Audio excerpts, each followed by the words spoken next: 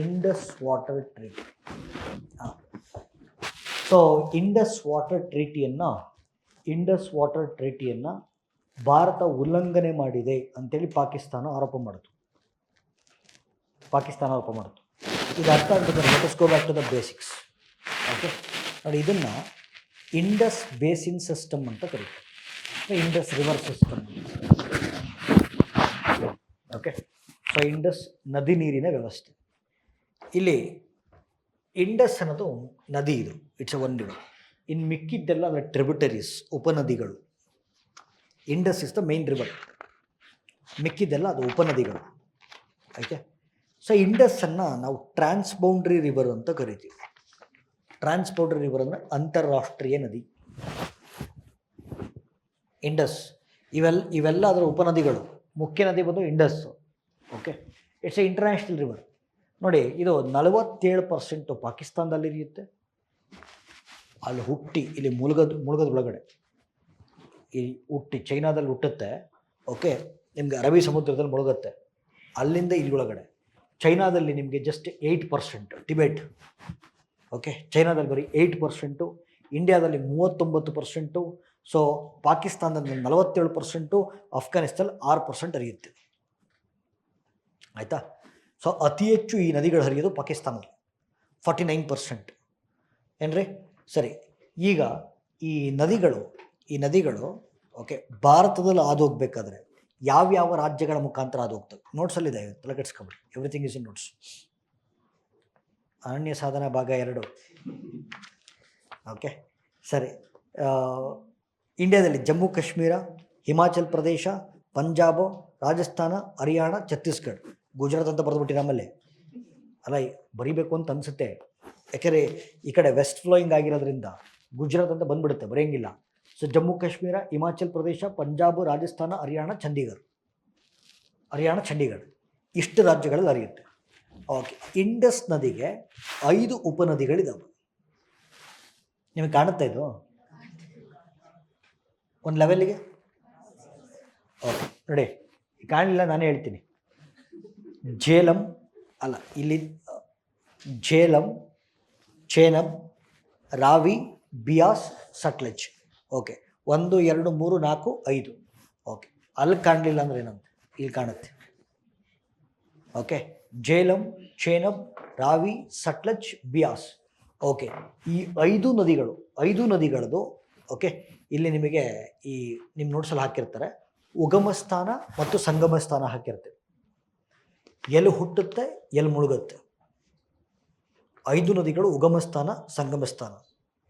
ಸರಿ, ಇದು ಅಫ್ಘಾನಿಸ್ತಾನದಲ್ಲೂ ಸಣ್ಣ ಪೋರ್ಷನ್ ಹರಿಯುತ್ತೆ, ಚೈನಾದಲ್ಲೂ ಸಣ್ಣ ಪೋರ್ಷನ್ ಹರಿಯುತ್ತೆ. ಹೆಚ್ಚು ಹರಿಯೋದು ಪಾಕಿಸ್ತಾನ ಮತ್ತು ಭಾರತದಲ್ಲಿ.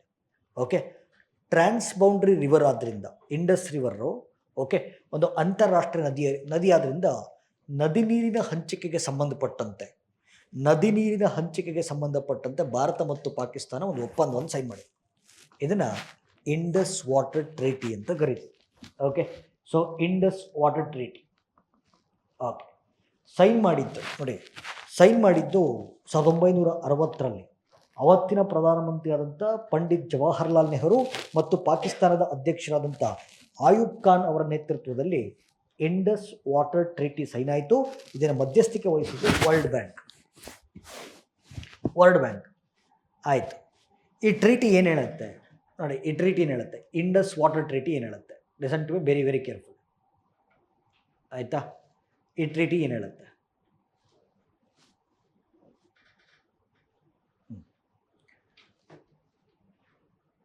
ನಾನೇನು ಹೇಳಿದೆ ಸರ್?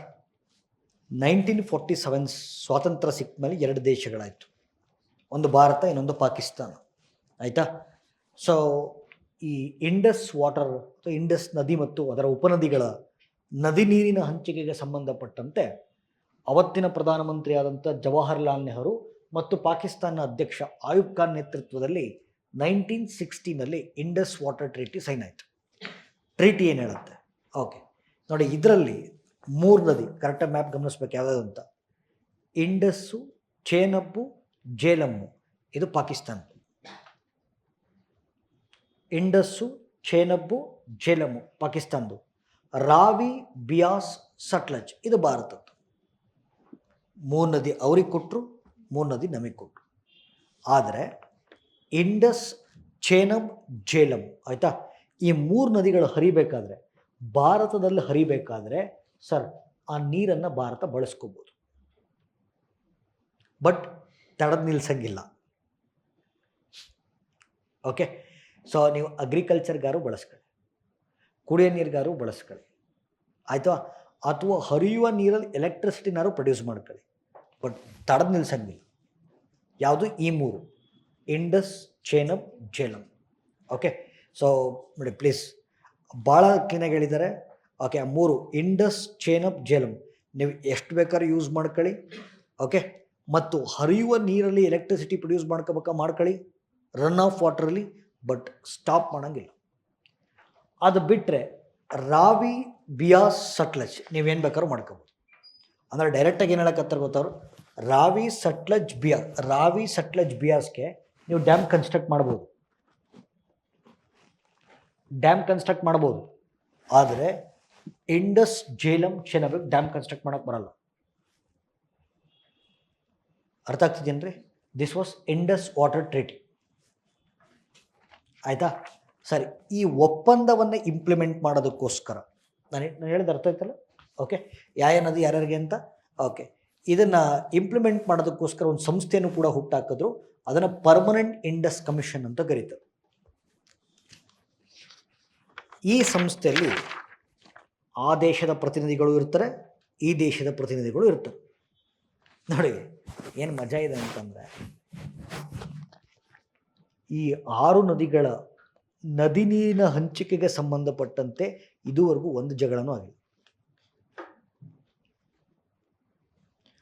ಆದರೆ ಕಾವೇರಿ ವಿಚಾರವಾಗಿ ಕರ್ನಾಟಕ, ತಮಿಳುನಾಡು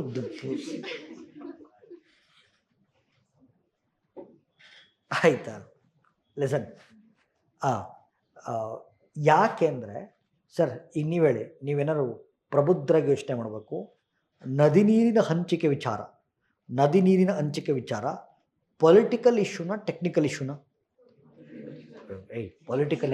ಟೆಕ್ನಿಕಲ್ ಇಶ್ಯೂ ಕಣ್ರಿ.